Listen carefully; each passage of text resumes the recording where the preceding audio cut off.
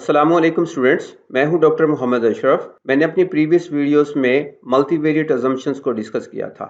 आज की इस वीडियो में एनालिसिस ऑफ मेजरमेंट मॉडल को डिस्कस करूंगा। जैसे कि आप देख रहे हैं कि ये ग्रीन एचआरएम प्रैक्टिसेस से रिलेटेड रिसर्च मॉडल है। इस रिसर्च मॉडल में 8 रिसर्च वेरिएबल्स यूज हुई हैं। इन रिसर्च वेरिएबल्स की रिलायबिलिटी को एग्जामिन करना जरूरी है ताकि हम बाद में कोई रिलेशनशिप को अंडरस्टैंड कर सकते हैं। एक्चुअली हमने अपनी रिसर्च में वेरिएबल्स को जिन जिन आइटम से मेजर किया होता है उन आइटम्स के दरमियान इंटरनल कंसिस्टेंसी को एग्जामिन करते हैं। हर वेरिएबल्स के आइटम्स के दरमियान इंटरनल कंसिस्टेंसी को मेजर करने के लिए हम क्रोनबेक अल्फा वैल्यू को कंप्यूट करते हैं।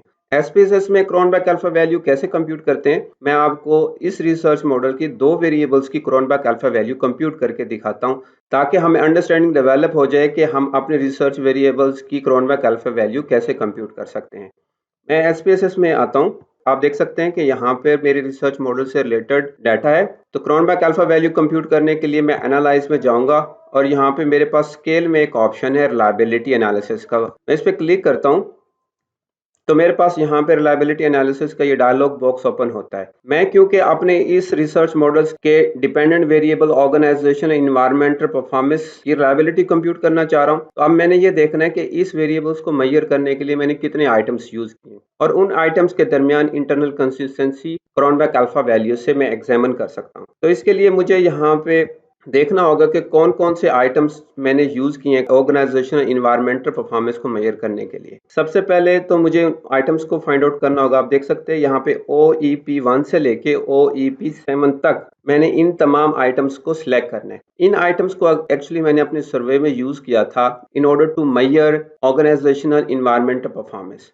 मैंने इन तमाम आइटम्स को यहाँ पे इंसर्ट कर लिया है और अब मैं ओके पे क्लिक करूंगा। जैसे मैं ओके पे क्लिक करता हूं तो मेरे पास रिलायबिलिटी से रिलेटेड ये सेकंड टेबल एक शो हो रहा है, रिलायबिलिटी स्टैटिस्टिक्स। आप देख सकते हैं यहाँ पे लिखा हुआ है क्रोनबेक अल्फा और उसमें ये वैल्यू शो हो रही है 0.865 और यहाँ पे लिखा हुआ है नंबर ऑफ आइटम 7 मींस के ऑर्गेनाइजेशन एनवायरमेंटल परफॉर्मेंस के 7 आइटम्स हैं और रिलायबिलिटी से रिलेटेड क्रोनबेक अल्फा वैल्यू 0.865 है। क्योंकि ये value as rule of thumb 0.6 से ज्यादा है तो हम कह सकते हैं कि हमारा organisational environmental performance variable reliable है। इसी तरह अगर मैं अपने दूसरे variables employees eco friendly behaviour की क्रोनबेक अल्फा वैल्यू कंप्यूट करना चाहूँ तो वो मैं कर सकता हूँ। अगेन मैं एनालिसिस में जाऊंगा और यहाँ पर मेरे पास स्केल में रिलायबिलिटी एनालिसिस का ऑप्शन है। मैं इसको रीसेट कर लेता हूँ। अब मैं इको फ्रेंडली बिहेवियर वाले आइटम्स को सिलेक्ट करूंगा।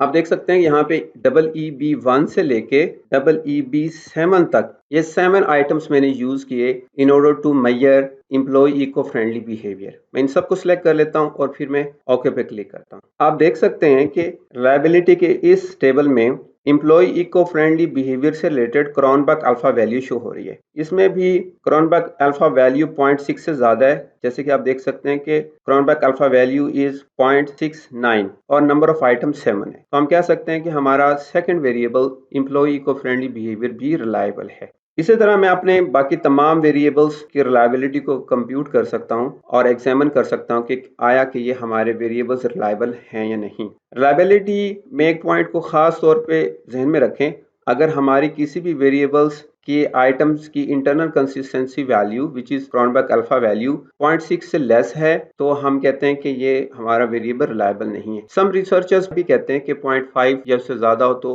रिलायबल है, but most of the researcher believe के 0.6 या से ज्यादा होनी चाहिए। आई होप आज की इस वीडियो में आप लोगों ने लर्न कर लिया होगा कि कैसे हम एसपीएसएस में क्रोनबेक अल्फा वैल्यू कैलकुलेट कर सकते हैं और फिर हम अपने रिसर्च वेरिएबल्स की रिलायबिलिटी को एग्जामिन कर सकते हैं। नेक्स्ट वीडियो में मैं आप लोगों को रिलायबिलिटी को एग्जामिन करने के लिए कंपोजिट रिलायबिलिटी कंप्यूट करके दिखाऊंगा और उसके साथ साथ मैं एवरेज वेरिएंस एक्सट्रैक्टेड भी कंप्यूट करके दिखाऊंगा ताकि आपको मजीद अंडरस्टैंडिंग डेवलप हो जाए कि हम एसपीएसएस में कंपोजिट रिलायबिलिटी और एवरेज वेरिएंस एक्सट्रैक्टेड को कैसे कंप्यूट कर सकते हैं। अगर आपको ये वीडियो अच्छी लगी है तो प्लीज आप इस वीडियो को लाइक करें, शेयर करें। अगर आप इस चैनल पे न्यू हैं तो चैनल भी सब्सक्राइब कर लें ताकि आने वाली नेक्स्ट वीडियोस का नोटिफिकेशन आपको टाइमली मिलता रहे। टेक केयर, अल्लाह हाफिज।